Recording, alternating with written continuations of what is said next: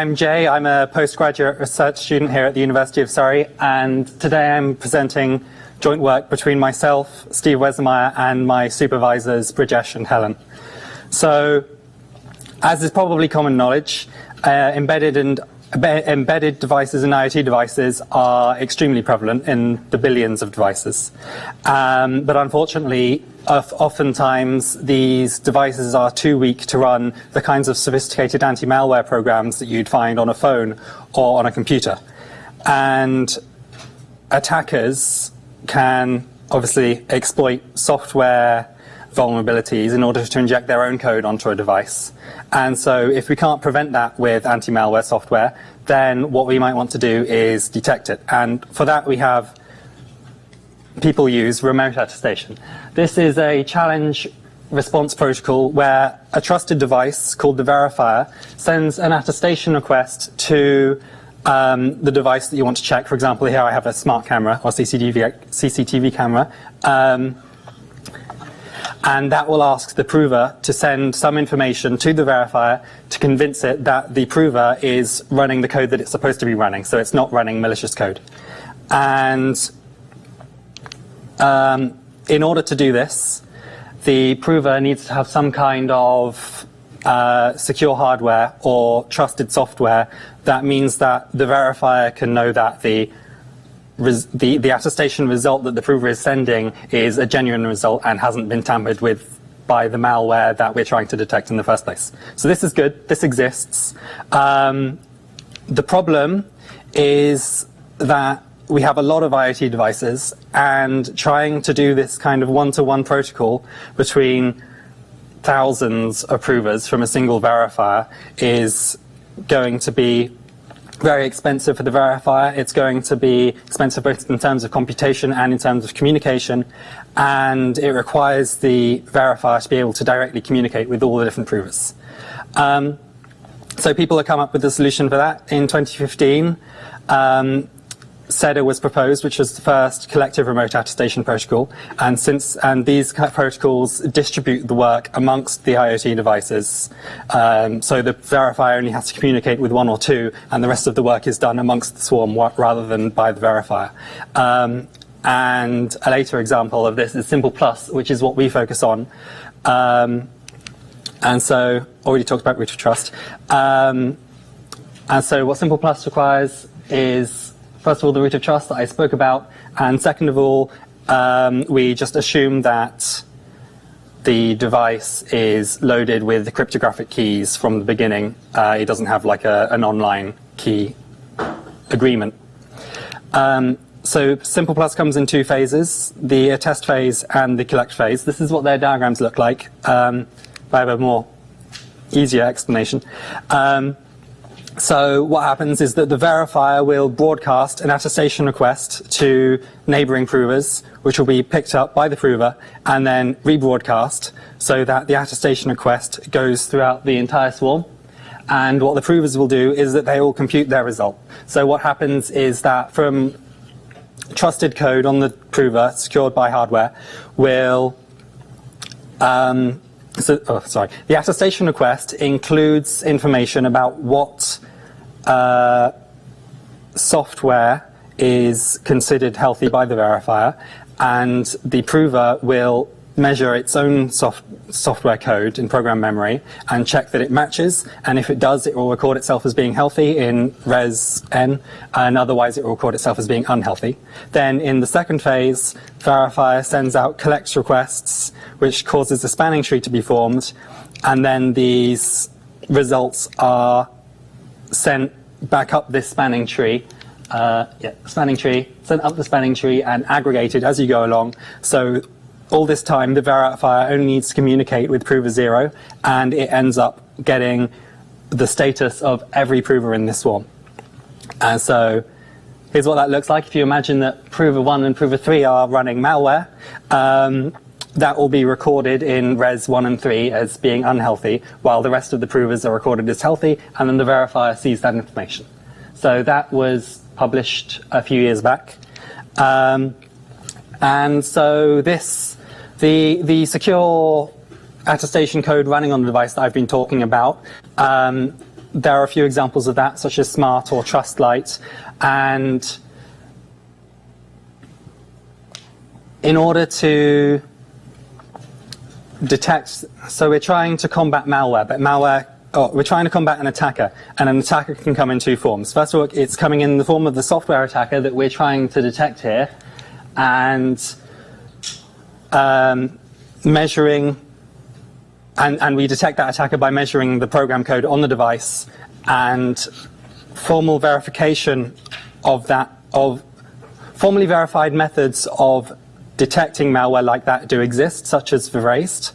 But what hasn't been done is verifying the protocol itself. So, because you can also have an attacker on the network interfering with the communication, and that's the topic that we explore. So, first of all, in order to do this, we need to define what properties we want a SWARM attestation to have in formal terms, and we do that for a subset of SWARM attestation protocols that look like the type I just showed, where the verifier learns which provers are healthy and which provers are unhealthy.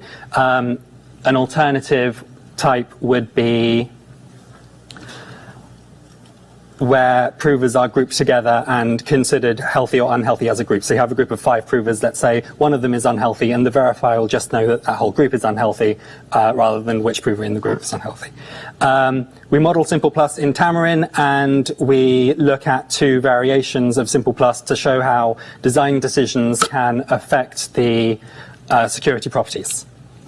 So the security properties, the authors of Simple Plus, that's quite small. The authors of Simple Plus give this as their goal for SWARM attestation, and from that we derive 3 formal security properties, and we also add in verifier authentication, which I'll now describe. So, prover authentication, you want non-injective agreement on attestation results sent by provers. The reason for this is obviously you want the verifier to be able to trust the result. You don't want an adversary to be able to impersonate a prover. Otherwise, it can just lie about the prover's state. Second of all, we want result timeliness. So this means that the verifier and the prover agree on the time, roughly on the time that the prover attested itself. So for example, you don't want a healthy result from 5 days ago being claimed as being a healthy result today. And the reason we don't use something like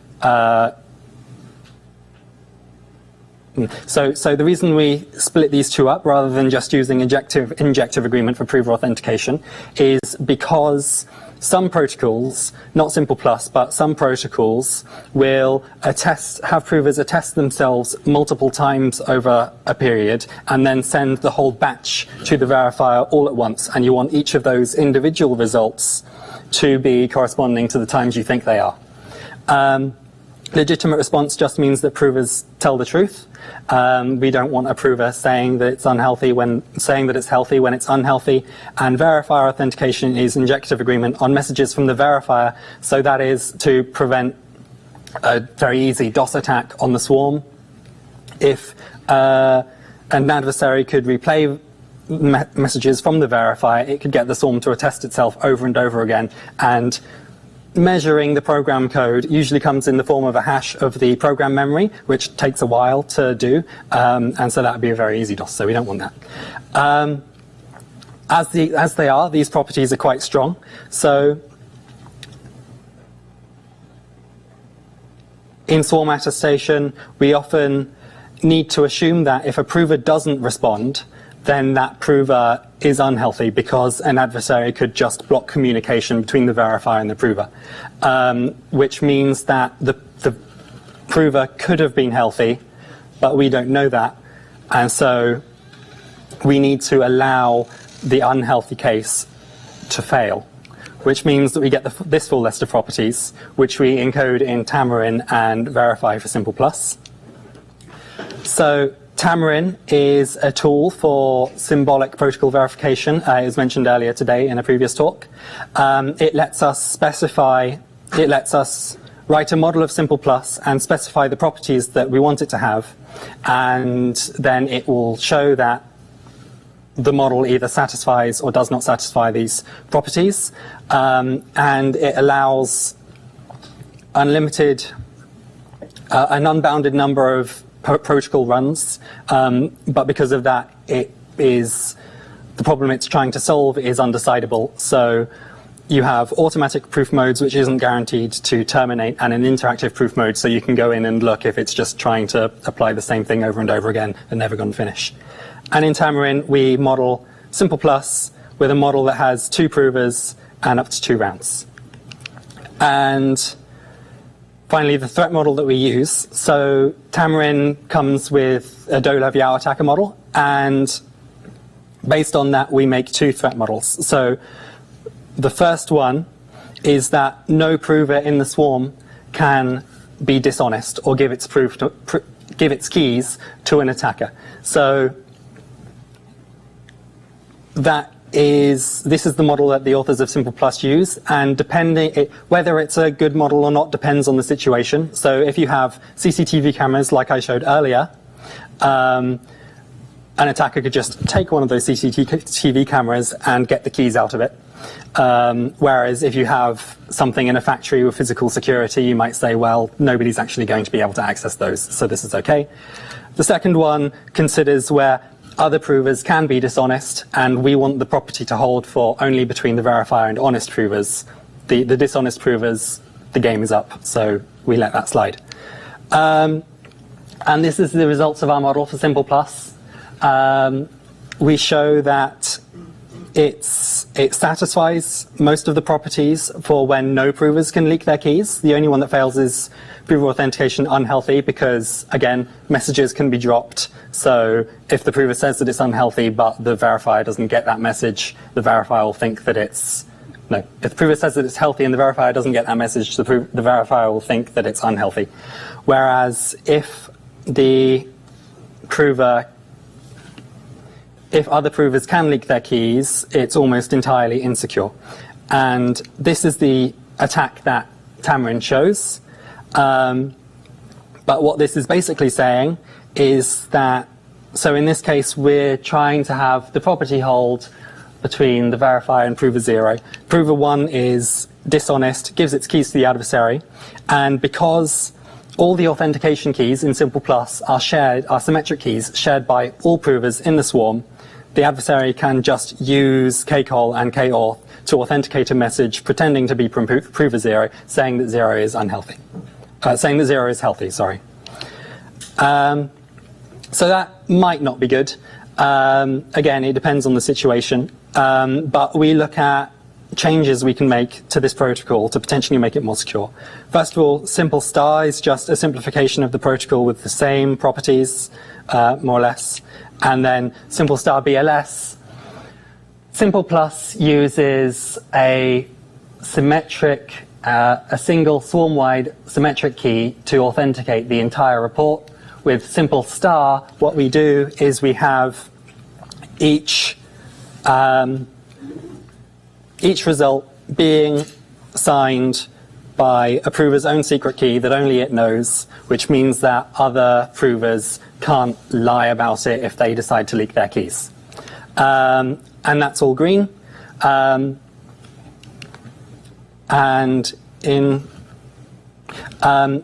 the reason, and so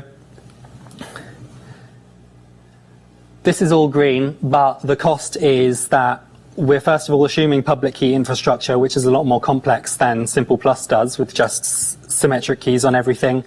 And asymmetric cryptography is more expensive than symmetric cryptography. So in the end, we might say that the time it takes to sign something isn't that long, but swarms the collections of devices can be very large, the tree can be very deep, and so each device, in turn, you have a tree 1,000 provers deep, for example. Each one of those has to sign the report in turn. And so, yeah, that's what we did. We defined what properties we want some swarm attestation protocols to have. That's this list COSA is the kind I described, where we have all the provers the verifier knows the state of each individual prover rather than provers as a group. We model and analyze Simple Plus in Tamarind to look at how the security properties fare under different threat models. And then we look at two variations of Simple Plus, comparing the guarantees that these variations give compared to the original Simple Plus. And so in the future, we'd like to look at other collective remote attestation protocols, larger swarms. Yes, thank you for listening.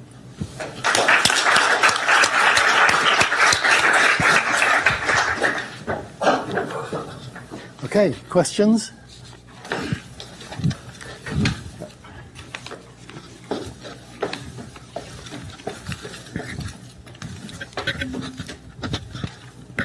Thanks very much.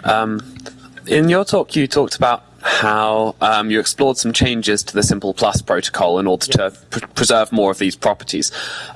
Could you consider making changes to the network delivery characteristics in order to achieve similar security properties, and how might that look? Network delivery characteristics. So are you talking about different layers of... I'm thinking like you talked about removing the false positive, well, there being a certain false positive rate in Simple Plus with the $VIAL network, because the attacker can control message delivery arbitrarily. But if we weaken the attacker and make it so that they only have certain constraints on the network, how might this affect the security properties? Yes, absolutely. So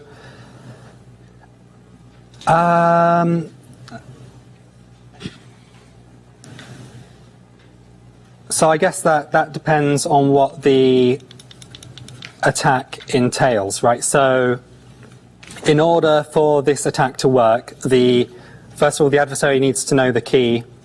For this attack, the adversary needs to be able to send a message to the verifier, and it can authenticate that message because it has the key, which we're just assuming for this attack to work. I think that's a realistic model for this scenario, because oftentimes we're looking at wireless networks with IoT devices. If you were looking at embedded devices in a car, then this would probably be too strong. You might not want to say that the attacker can send arbitrary messages like this, in which case, yeah, this attack might not be possible. Does that answer the question? Yeah, that's really helpful. Thanks. Down there.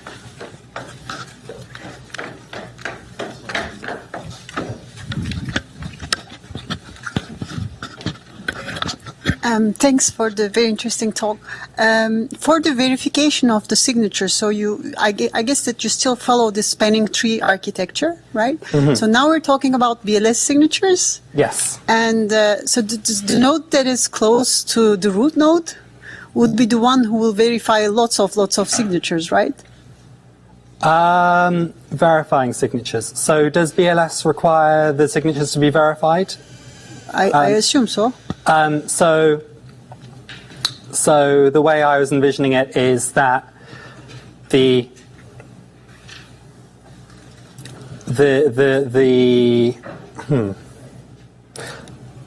So I assume that the prover needs to authenticate the sender of reports, just the direct children, but its children, it doesn't necessarily care if you have an adversary down here producing a fake result with a signature that's not valid.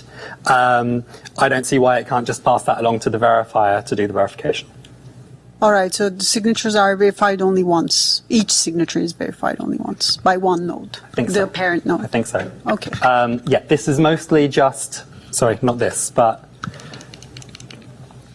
this is kind of to demonstrate how you can get different security guarantees with different techniques rather than as a serious practical protocol presentation. So I didn't worry too much about practical concerns like, for example, public key authentication. I just assumed that provers can verify one another. Okay. I didn't look at like the costs of doing that.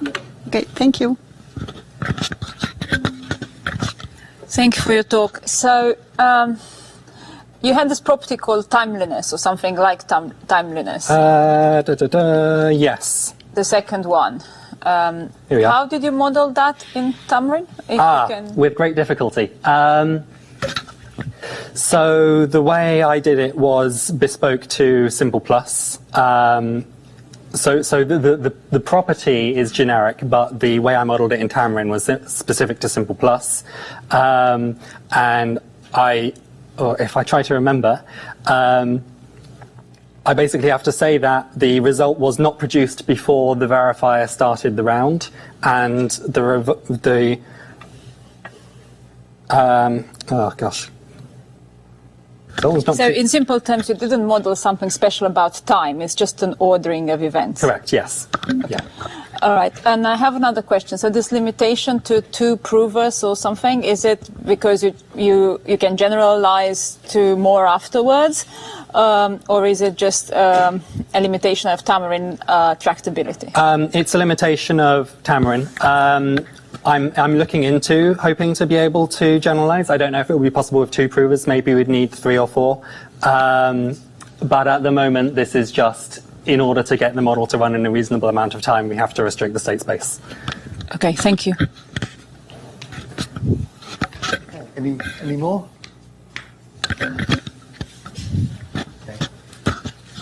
Thank you for the talk. I have a general question about the protocol. I don't know if you can go back to your your. Yeah. Which slide would you like? Yeah, somewhere there. Okay. Perhaps. So the verifier gets results from prover 0 in your diagram there, who's accumulating results from there. That one. Yeah. Yeah. So if it doesn't hear, for example, from prover 1. Yeah. Because it's attacked or not responding or whatever, then it loses all of the information about all those other devices in the system?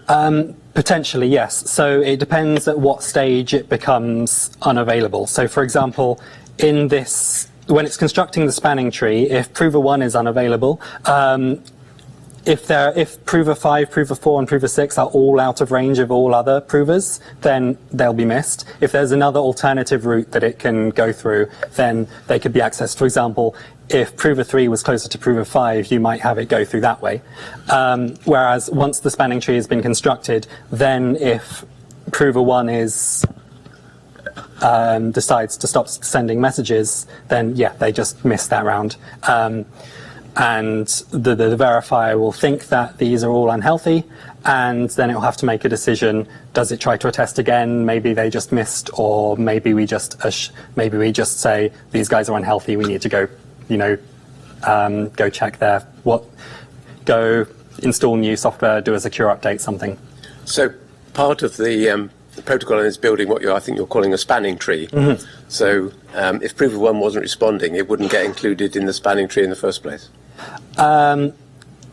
Yes, yeah. So if prover 1 does, so I've omitted acknowledgement messages from this diagram. So prover 1 at this stage, once it receives the collect request, will send an acknowledgement to prover 0, and if it didn't do that, then prover 0 wouldn't accept it as its child, and it would just be as if it didn't exist.